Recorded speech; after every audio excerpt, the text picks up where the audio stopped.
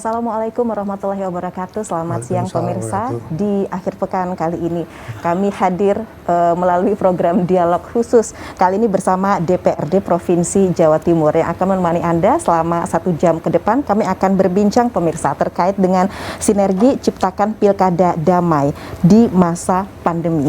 Memang tahun ini pilkada serentak diselenggarakan dalam kondisi yang tidak biasa, bisa dikatakan juga luar biasa, tapi itu tentunya juga tidak menyurutkan semangat baik itu penyelenggara begitu ya maupun peserta pemilu dan juga masyarakat untuk bisa tetap berada pada kondisi damai dan sehat tentunya. Nah, terkait dengan sinergi berbagai pihak untuk bisa menciptakan pilkada damai seperti apa di Provinsi Jawa Timur sendiri.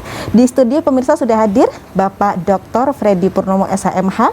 Beliau merupakan dulu beliau pernah menjabat sebagai Ketua Balekda dan Ketua Komisi A DPRD Provinsi Jawa Timur. Saat ini beliau sebagai anggota Komisi B DPRD Provinsi Jawa Timur dari fraksi Golkar. Pak Freddy, terima kasih di hari Minggu Bapak sudah bersedia untuk bergabung bersama kami di studio JTV.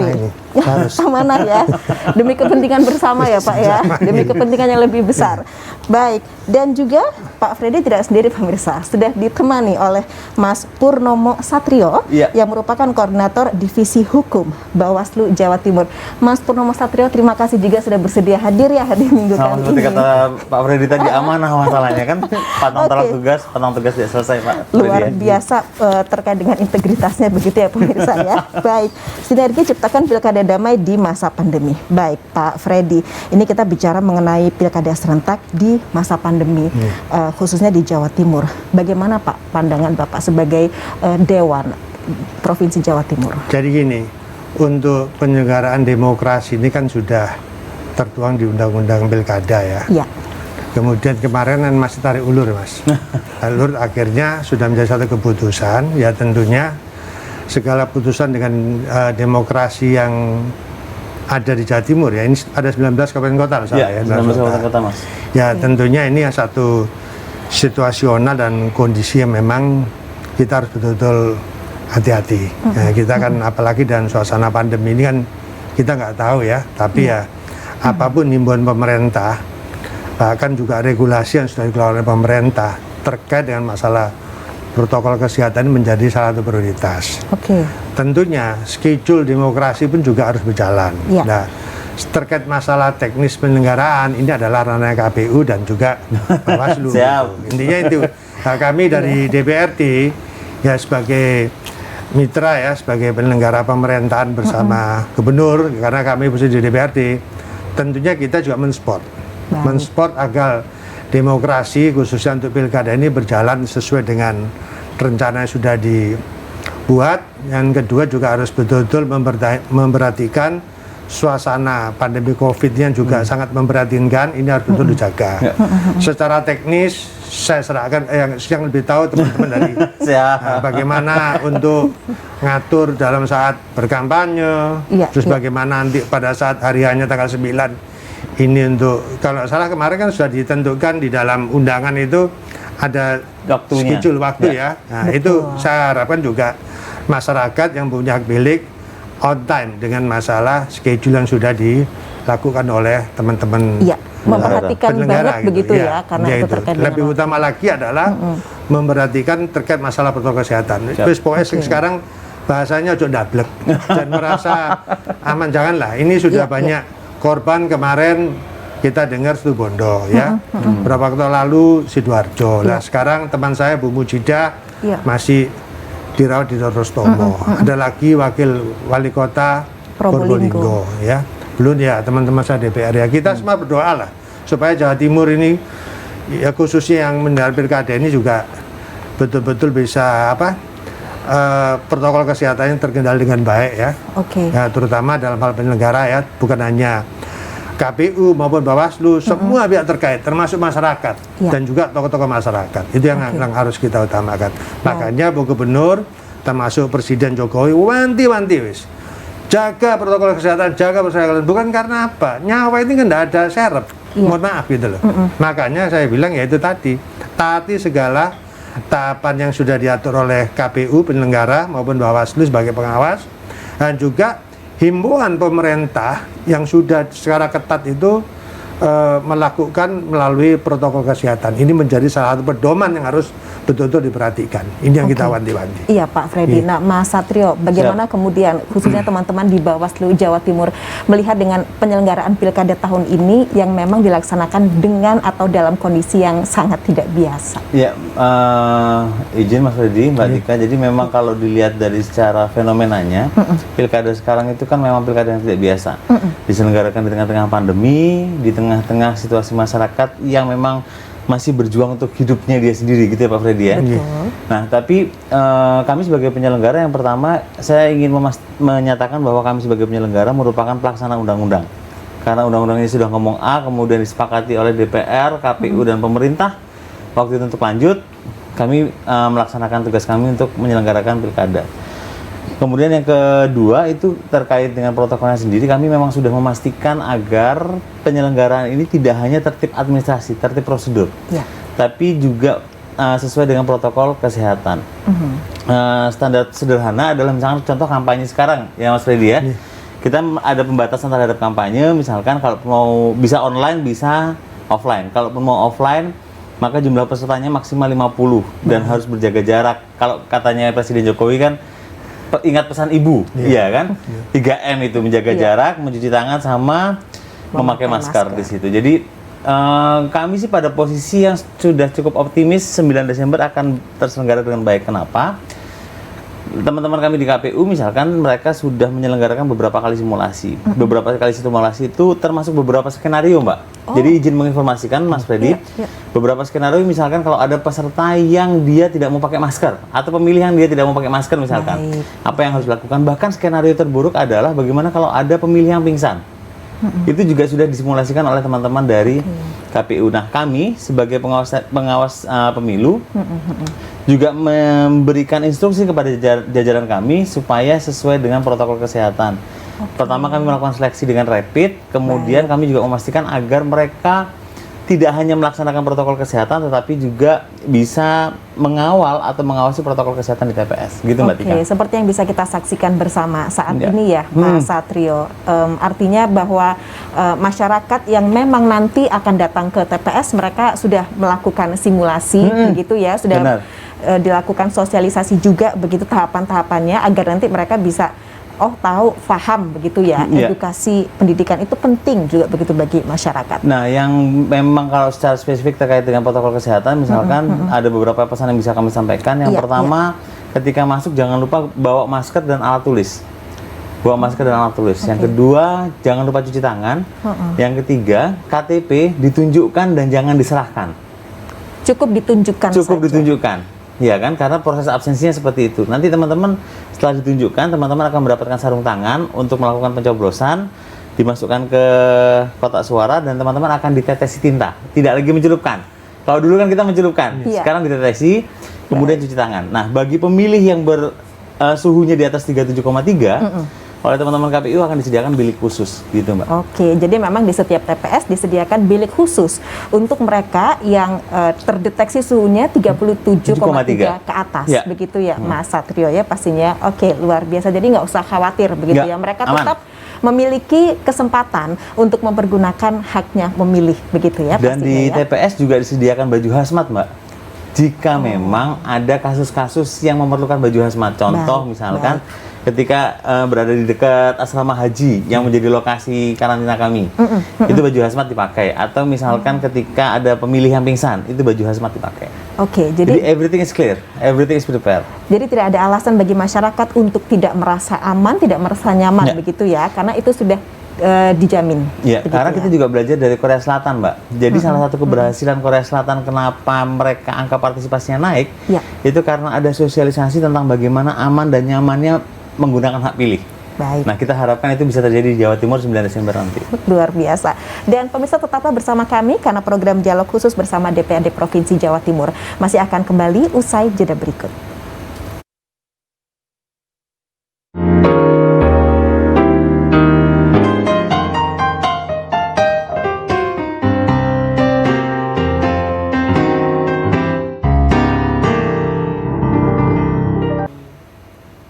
Ya Ya pemirsa, saat ini Anda tengah menyaksikan program dialog khusus bersama DPRD Provinsi Jawa Timur. Tema kita terkait dengan sinergi ciptakan pilkada damai di masa pandemi.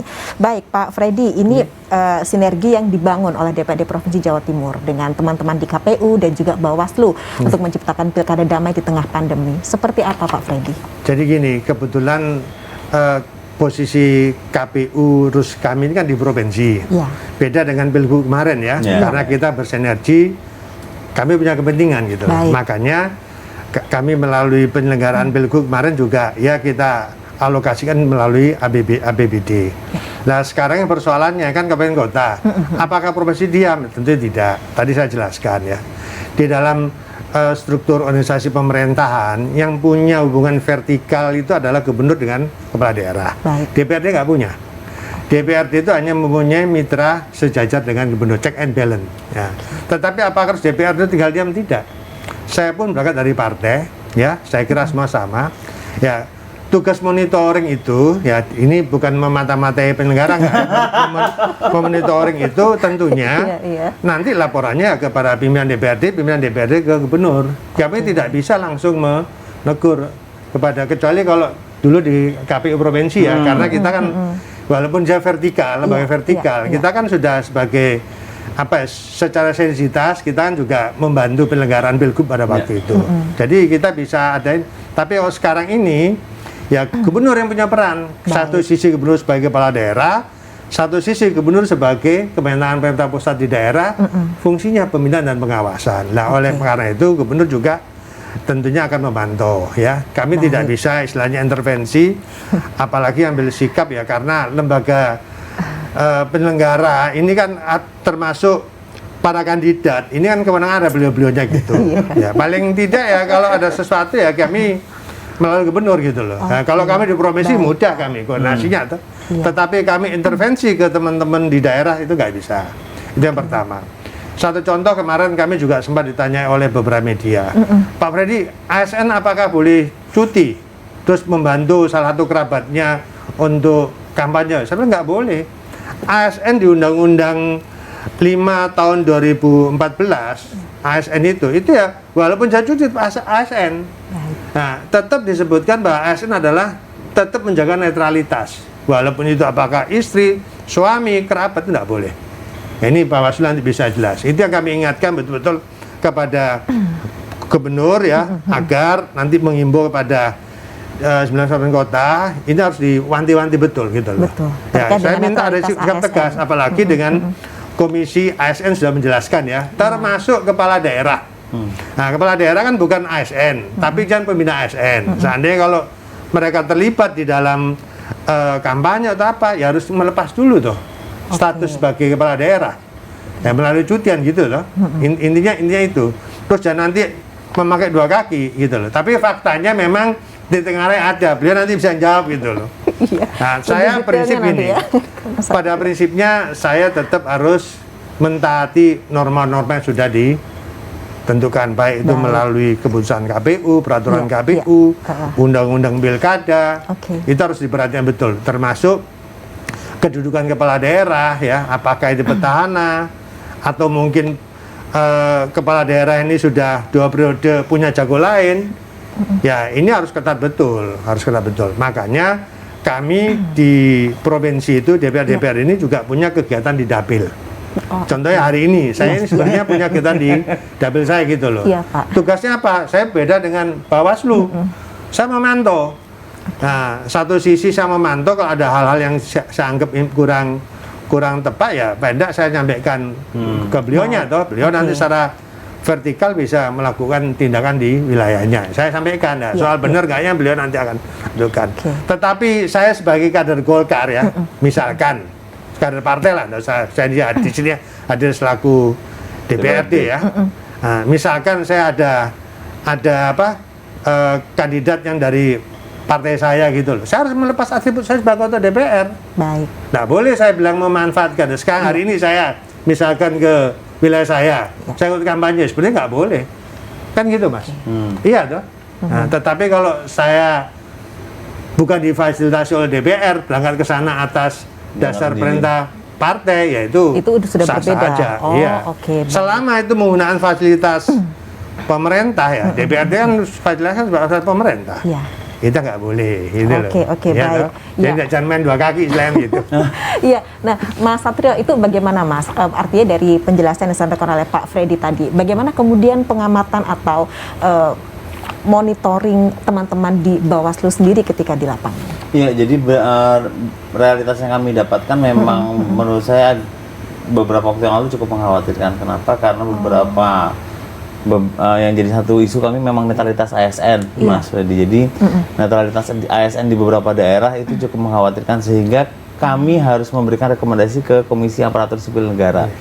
Dan menurut saya Jawa Timur yang menurut saya agak lebih parah adalah Kemendagri itu harus menyurati salah satunya ke Ibu Gubernur dan beberapa kepala daerah terkait dengan netralitas ASN yang tidak ditindaklanjuti. Jadi sempat keluar surat itu dari Kemendagri kepada Bu Gubernur, kemudian kepada beberapa kepala daerah di kabupaten kota itu terkait dengan netralitas ASN. Baik. Yang kedua juga yang kami jadikan fokus adalah terkait dengan money politik misalkan. Kami ingin mengingatkan melalui kesempatan ini Mbak Tika, Mas Freddy bahwa di pilkada ini baik pemberi ataupun penerima itu sama-sama ada ancaman pidananya. Oke. Nah, saya ingin mengingatkan bahwa yang boleh diberikan itu hanya bahan kampanye. Di luar dari bahan kampanye, itu patut diduga keras sebagai materi lainnya. Yang itu sebagai bagian dari money politik. Baik. Diskusi di provinsi yang lain, misalkan kemarin ada perdebatan apakah sarung itu misalkan contoh yang kita yang biasa di Jawa Timur ini, apakah itu termasuk bahan kampanye atau tidak? Sepanjang dia pakaian dan jumlahnya di bawah 60.000, it's fine. Oke. Tapi kalau kemudian sarung di atas 60.000, maka dia akan dikategorikan sebagai materi lainnya. Baik, Mas Satrio berarti memang ada ketentuan-ketentuannya begitu yang bisa dikatakan bahwa itu tidak boleh atau boleh dan itu sudah disosialisasikan juga oleh teman-teman Bawaslu kepada masyarakat. Iya, jadi kalau terkait dengan hal itu kami dari jajaran pengawas pemilu ataupun dari teman-teman KPU juga sudah sering melakukan sosialisasi what's do and don'ts bagi teman-teman peserta karena memang ini kan kami ingin menjaga agar pilkada ini tidak cuma sekedar berjalan prosedural, tapi kita juga ingin menjaga integritasnya, Mas Freddy, ya kan? Betul. Agar sesuai dengan rule of the games, tapi juga dengan tidak mendolimi pihak manapun, baik itu peserta ataupun pemilih ataupun kami sebagai penyelenggara. Jadi itu sudah disosialisasikan. Oke, dan setelah disosialisasikan terkait dengan hal tersebut, indikasi money politik seperti apa? Ya, jadi memang kalau terkait dengan money politik sendiri atau misalkan berbagai ketentuan di undang-undang pilkada, secara umum memang akan ada berpotensi 3 bentuk pelanggaran misalkan. Yang pertama itu adalah pelanggaran administrasi, yang kedua itu pelanggaran pidana, yang ketiga adalah etik bila itu menyangkut kami di penyelenggara ya Mas Freddy ya. Di situ. Jadi yang menarik lagi adalah ketentuan di dalam undang-undang menyatakan bahwa penanganan pelanggaran administrasi tidak menggugurkan pidana. Di situ. Jadi ini barang bisa jalan bersama-sama. Nah, itu menurut saya yang menarik di undang-undang pilkada ini. Oke, baik. Tapi kalau untuk kesiapan dari teman-teman Bawaslu Jatim sendiri hingga saat ini di tengah situasi pandemi kalau kami sangat siap. Kenapa siap? Nggak mungkin nggak ada kecap nomor 2 ya Mas Freddy ya. Jadi kalau kami memang siap. Jadi dari sisi anggaran kami tidak hanya melengkapi diri terkait dengan kebutuhan pengawasan, tapi kami juga menyiapkan terkait dengan protokol kesehatan. Oke. Jadi seluruh masker, hand sanitizer dan kawan-kawan juga sudah kami siapkan. Kemudian secara jajaran beberapa waktu yang lalu kami sudah mulai melantik jajaran pengawas kami di tingkat TPS yang sudah siap bertugas di tanggal 9 Desember 2020 besok. Jadi everything is ready. Sudah clear, tinggal bagaimana pelaksanaan karena sudah tinggal menghitung hari aja. Jadi kayak Krisdayanti banget lah. Detik-detik ini sudah kayak Krisdayanti banget. Baik, ya pemirsa tetaplah bersama kami usai jeda berikut dialog khusus bersama DPRD Provinsi Jawa Timur akan kembali hadir ke hadapan Anda. Silakan Pak.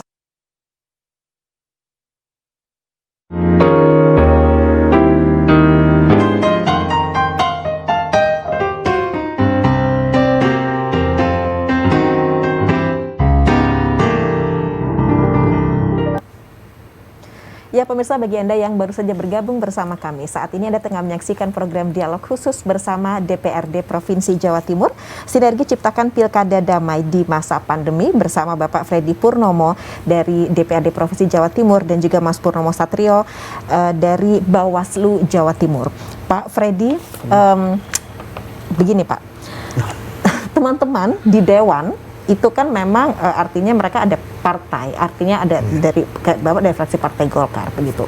Nah, tentunya punya tanggung jawab juga begitu Pak untuk turut berperan memberikan edukasi atau pendidikan politik sebenarnya tidak hanya kepada konstituen ya Pak ya, tapi juga lebih kepada keseluruhan lah, utamanya mungkin mereka yang memang berada di Partai Golkar begitu, salah satu contohnya. Nah, itu terkait dengan bagaimana menciptakan pilkada damai, itu bagaimana Pak terkait dengan peran tersebut? Jadi gini ya, saya ini kalau bicara vulgar ya, mohon maaf. Ini kan kalau saya lihat kan sudah ada sedikit kekeliruan, terutama di dalam masalah. Saya tidak bicara secara general. Kayak sistem perpolitikan kita sekarang ini ya, mohon maaf Mas, saya nggak ya. Sebenarnya saya tidak feedback kembali ke Orde Baru dulu gitu.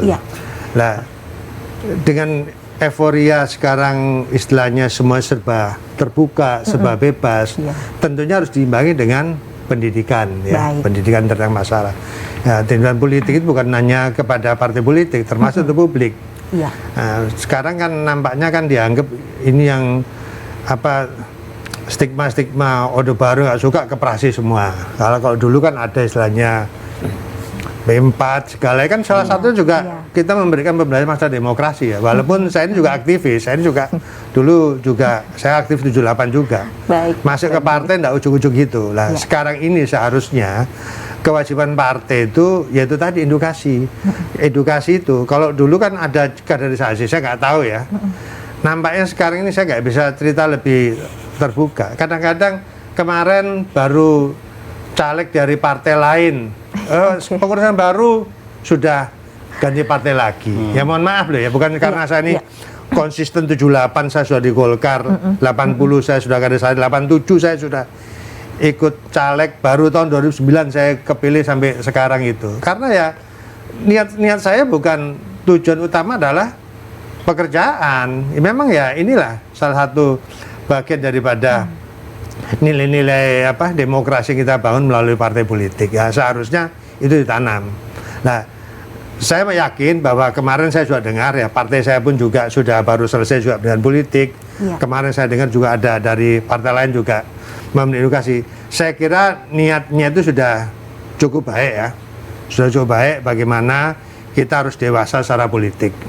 Kita boleh istilahnya fanatik dengan partai masing-masing, tetapi yang harus dijaga adalah keberagaman. Makanya saya kemarin untuk mengantisipasi jangan sampai timbul isu sara ya, kami mengadakan namanya sinergitas dengan melibatkan semua elemen, baik lembaga vertikal, tokoh masyarakat, termasuk KPU segala. Akhirnya kami mengeluarkan namanya Perda Penyelenggara Toleransi, Perda 8 tahun 2018. Itu seiring dengan menjelang Pilgub.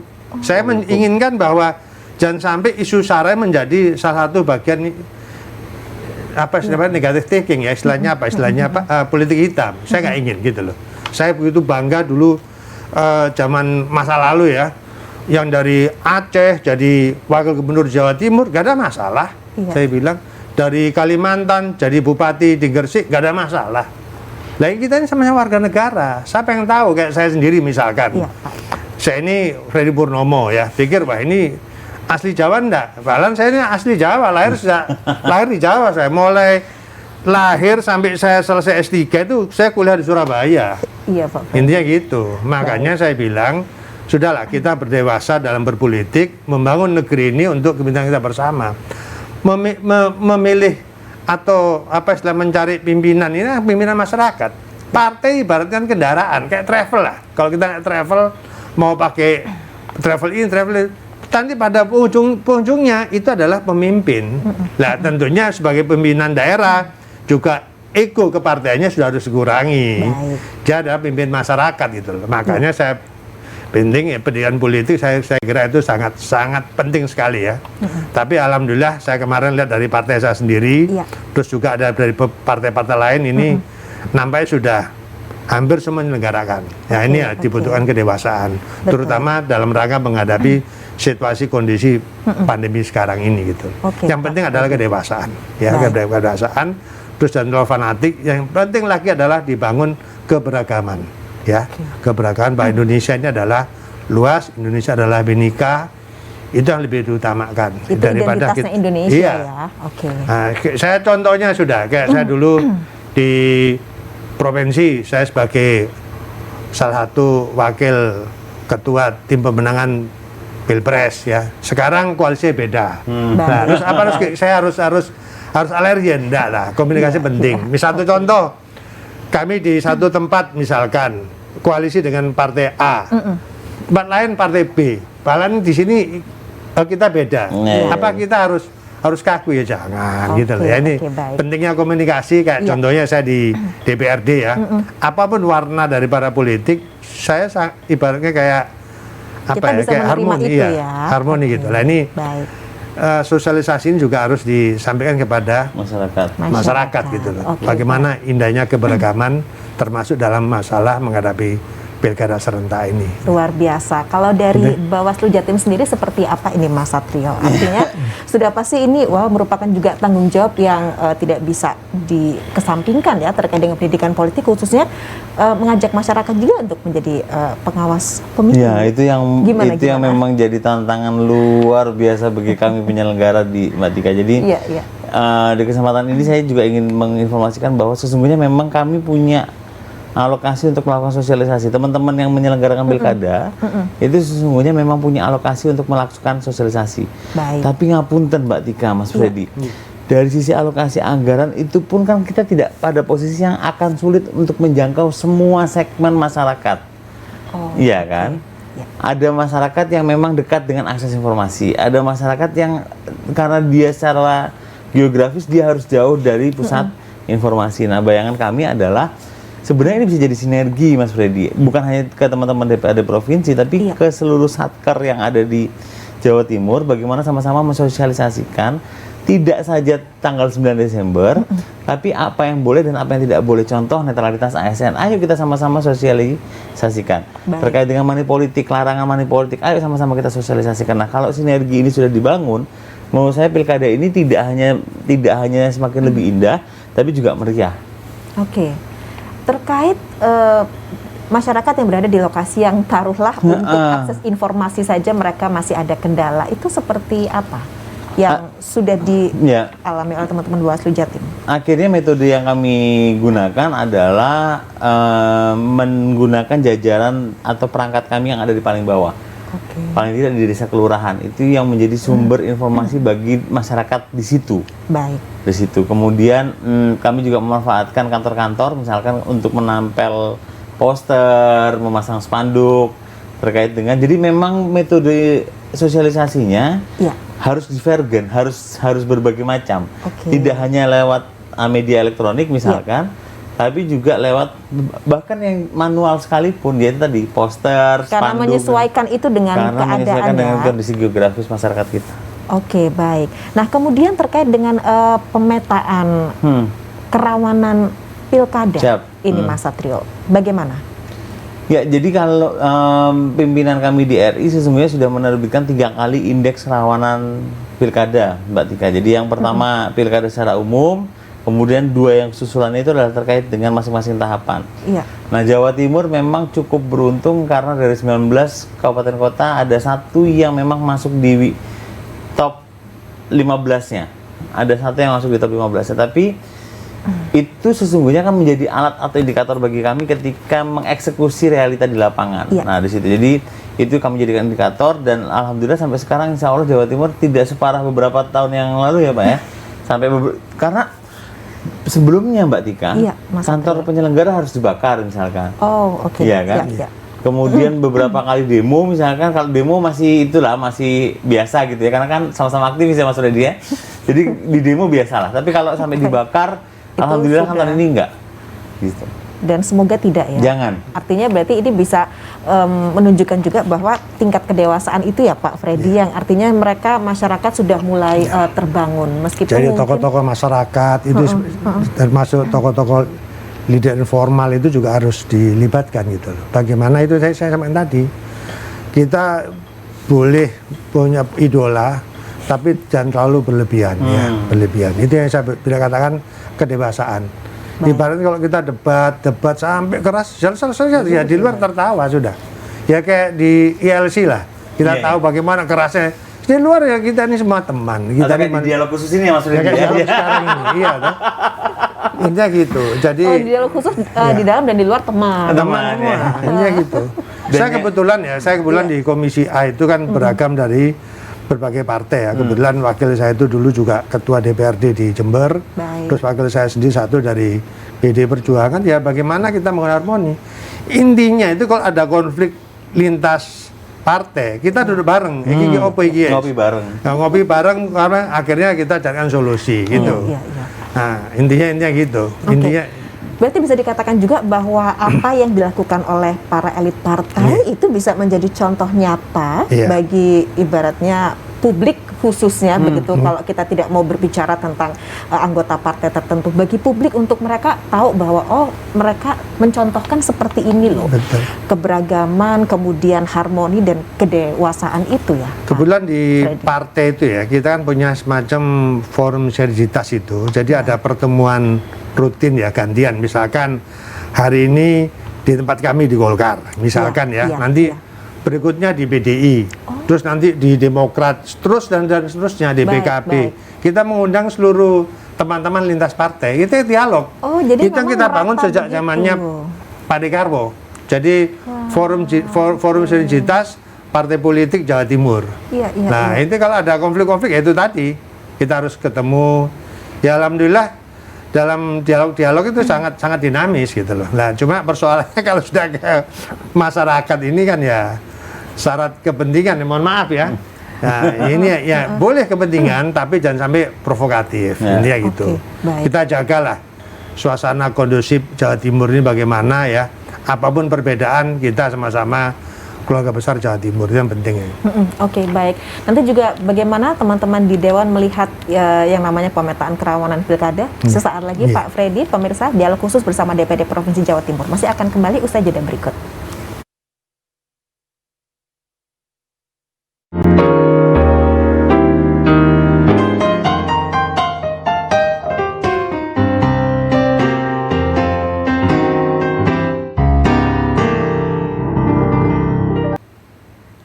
Dialog khusus bersama DPRD Provinsi Jawa Timur, pemirsa. Sinergi ciptakan pilkada damai di masa pandemi. Mas Satrio, terkait dengan jenis pelanggaran pilkada sendiri, itu diklasifikasikan seperti apa? Nah, kalau pada umumnya kan kami cuma membagi antara pelanggaran administrasi, etik, dan pidana gitu ya Mbak ya. Iya. Tapi karena ini masa pandemi kami tambahkan satu. Pelanggaran protokol kesehatan. Nah, itu juga sudah termasuk pelanggaran ya? Itu menjadi bagian dari pelanggaran. Nah, dari sekian banyak laporan yang kami terima atau temuan yang kami hasilkan, memang sebagian besar ada di pelanggaran administrasi, Mbak.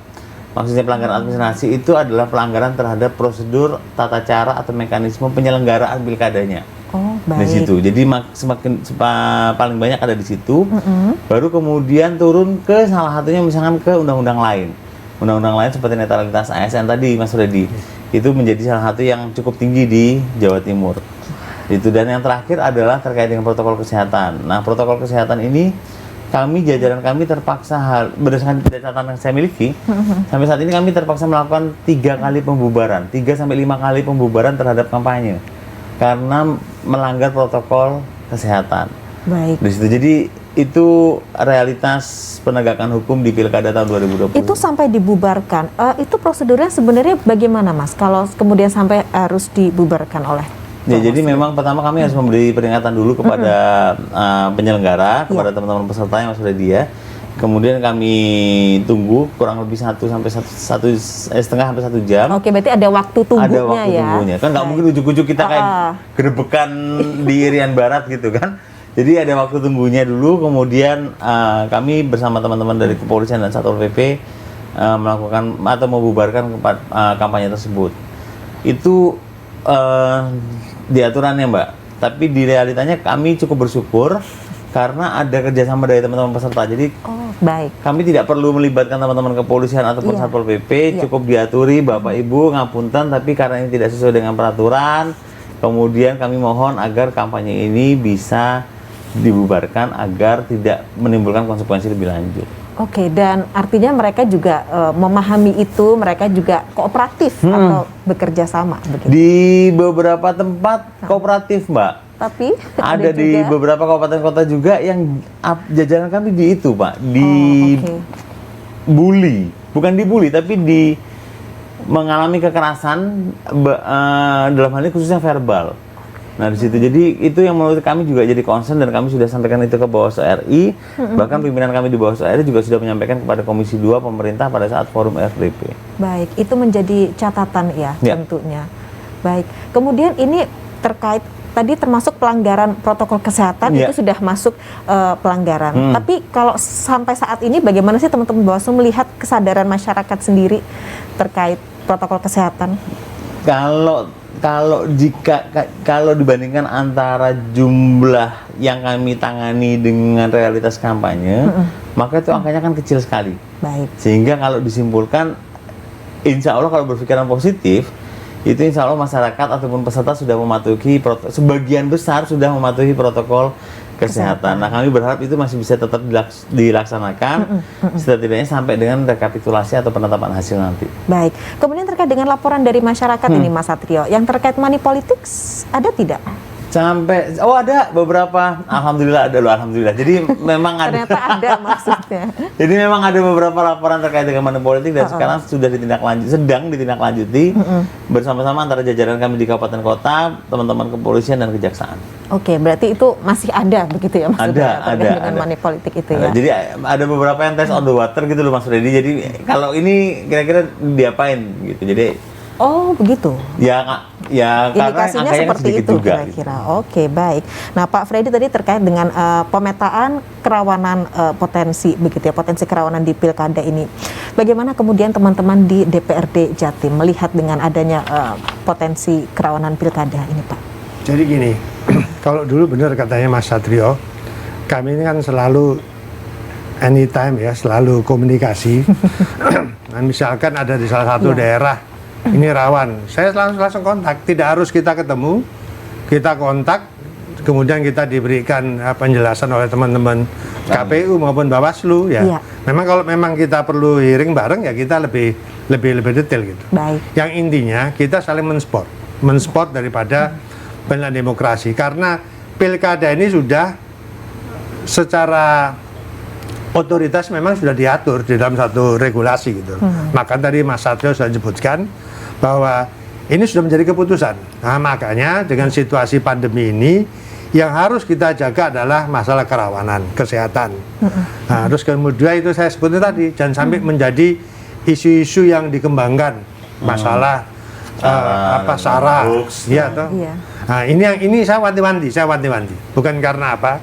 Ini sangat sensitif ya, kita harus belajar dari peristiwa masa lalu, bagaimana David and Ampera itu kan salah satu bagian memecah belah. Ya. Nanti setelah kita geger, kita dapat apa? Mereka yang senang gitu loh. Oke. Ini harus sadari gitu loh. Jadi namanya ego itu harus dihindari. Kita bolehlah punya kepentingan, boleh. Makanya saya sampaikan bahwa Jawa Timur ini kita harus concern tentang masalah keberagaman. Ya. Tentunya sampai kami membuat regulasi itu ya tentunya dengan suatu kajian cukup panjang ya. Pada waktu kami mengundang Mendagri, ngundang Kapolri pada waktu zamannya Pak Tito, terus melibatkan semua elemen masyarakat, semua kami libatkan. Ayo kita mau sepakat jaga Jawa Timur bukan hanya masalah menjelang pesta demokrasi, tetapi kelanjutan bagaimana penyelenggaraan pemerintahan ini ya setelah pasca demokrasi tetap harus kita jaga.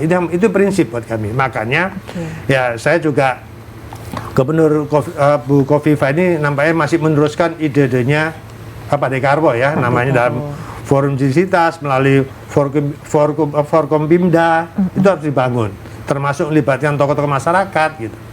Jadi intinya itu tadi, forum dialog komunikasi yang penting. Makanya setelah kita terbuka ada forum dialog, terus ada sinergitas, insya Allah lah dan menghindar daripada kerawanan ya. Intinya itu. Baik. Jadi ego sektoral terkait dengan masalah SARA ini harus betul-betul dikemas dengan positif ya. Istilahnya jangan sampai menimbulkan satu konflik gitu loh. Ya. Ya memang kita dengan latar belakang yang berbeda, tetapi mutu negara sudah jelas, Bhinneka Tunggal Ika, apapun perbedaan, tetap kita adalah satu, yaitu Indonesia. Itu yang kita jaga. Walaupun kita di Jawa Timur, tetap kita jaga bahwa itu Indonesia. Itu yang penting itu. Oke, baik. Ya Pak, nanti mungkin sedikit menanggapi tentang tadi Pak, terkait pelanggaran pilkada yang cukup tinggi nilainya adalah pelanggaran terkait netralitas ASN itu tadi ya. Tetapi sesaat lagi pemirsa, kami masih akan kembali di satu segmen terakhir dalam program dialog khusus bersama DPRD Provinsi Jawa Timur.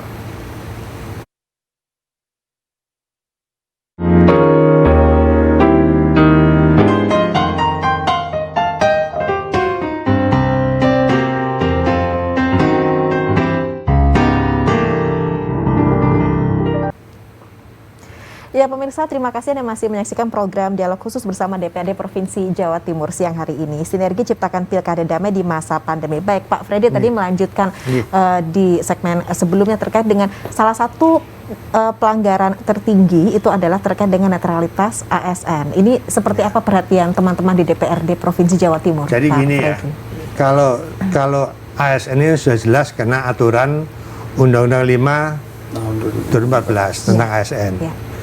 Nah, kepala daerah juga harus menyadari gitu, menyadari. Nah, kalau betul-betul undang-undang itu diterapkan, ada konsekuensi. Baik. Bukan hanya sanksi administrasi yang tadi disampaikan Mas Satrio, ya termasuk pemberhentian yang tidak hormat. Jadi, makanya kami sudah wanti-wanti ya, saya sampaikan, betul-betul ASN harus netral. Apapun yang itu kerabat, apakah itu teman, saudara, istri, suami harus netral, harus menyadari ya bahwa ASN gitu. Nah, kalau dia ingin memang betul-betul berpihak, ya sudah ajukan aja bunuh diri ASN sekaligus masuk dalam dunia politik yang gitu. Ya gitu. Makanya kemarin ada yang sempat tanya ke saya, Pak, ASN apa boleh cuti? Loh, cuti nggak apa-apa, tetapi jangan tetap ASN. Netralitas tetap harus dijaga, gitu loh. Harus dijaga, tidak boleh lama. Untuk itu saya berharap kepada Bawaslu yang terkait dengan masalah pelanggaran ASN ambil sikap tegas ya. Apakah rekomendasi? Ya nanti sanksinya kan atasan yang akan menentukan. Nah, saya hanya mengimbau sekali lagi pada seluruh sahabat saya sebagai ASN itu tadi, taati regulasi yang sudah ada ya, terutama Undang-Undang 5 tahun 2014. Itu sudah jelas netralitas. Walaupun dia punya hak pilih, ya tentunya saya kira wajarlah dia, mohon maaf, ini pendapat saya ya, mereka hadir di kampanye tetapi tidak boleh menggunakan atribut, tidak boleh, kan boleh aja dia mendengarkan visi misi calon kepala daerah, wajib toh, oh ini pilihan saya, tidak apa-apa. Tetapi jangan sekali-kali membawa atribut dan ASN. Fasilitas Mas Freddy. Fasilitas juga. Fasilitas. Itu loh. Kalau mereka lupa, itu ada ASN yang hadir di kampanye. Loh, kalau menurut saya nggak apa-apa, selama dia tidak ikut jurkam ya, yel gitu, hanya mendengarkan. Saya kira wajar. Apa nggak boleh? Misalkan nanti ada dialog interaktif di TV terus yang nonton, apa nggak boleh? Tetapi kalau dia berbuat untuk mendukung salah satu calon kandidat, itu nggak boleh. Tetap garis bawahnya netralitas, tidak boleh berpihak. Siapapun yang mereka idolakan ya, kecuali nanti di bilik suara mereka boleh memilih salah satu idolanya gitu. Baik, nah itu himbauan saya untuk ASN supaya tidak apa istilahnya, tidak salah kaprah begitu salah kaprah gitu, karena takut sama bupatinya atau calon bupatinya, enggak aku sudah tegas saja. Tegas. Ya ini nanti soal pelanggarannya beliau nanti yang bisa. Urusannya Mas Satrio dan kawan-kawan ya.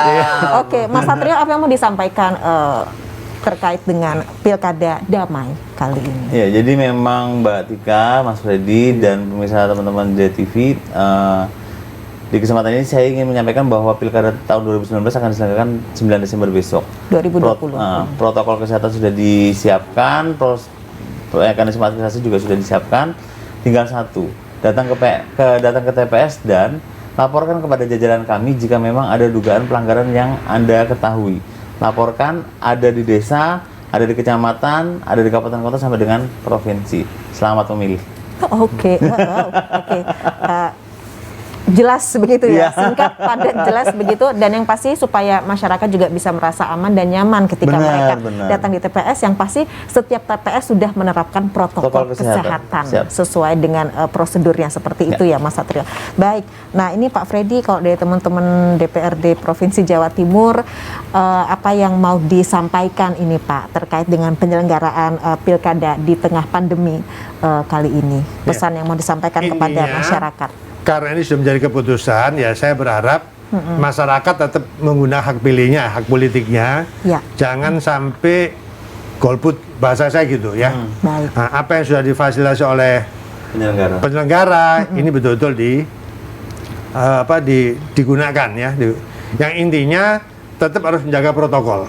Ya, saya hanya mengimbau gunakan hak pilih Anda sebaik mungkin. Jangan sampai golput nanti pas hari hanya libur. Nah, daripada saya ke TPS terus, mendingan saya di rumah, jangan. Ya, saya kira ini kita akan di pilihan Anda lah, kita akan memilih pemimpin yang terbaik menurut pilihan Anda. Itu yang penting. Ya, itu adalah pimpinan kita. Termasuk siapapun nanti yang terpilih sebagai kepala daerah, itu adalah tetap pemimpin kita. Walaupun dengan latar belakang partai siapa yang mengusung, tetapi kalau dia sudah terpilih sebagai kepala daerah, itu adalah pemimpin kita. Pemimpin kita bersama ya.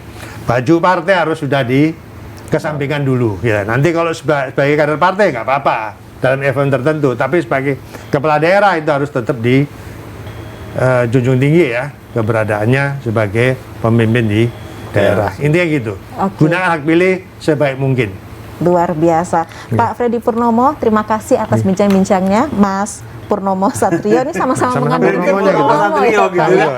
Satrio dianya gitu. Saya hanya memberikan pencerahan, penerangan. Luar biasa ya, sinergi yang memang patut dicontoh begitu ya untuk Indonesia.